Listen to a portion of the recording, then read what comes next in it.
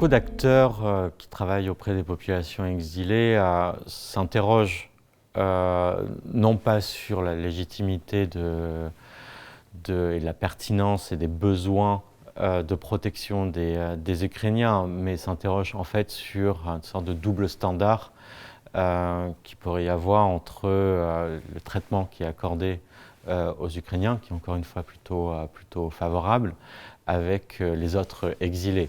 Et on pense notamment récemment aux Afghans. Donc il y a une sorte d'interrogation sur le deux poids deux mesures. Et ces organisations, ces personnes ont de bons arguments. Notamment, il y a toujours des morts en Méditerranée.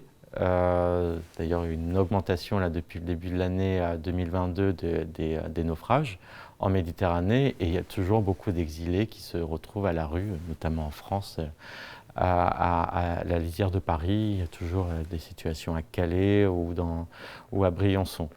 Et où là, il n'y a pas un traitement aussi favorable de la part des autorités pour les héberger, pour les protéger.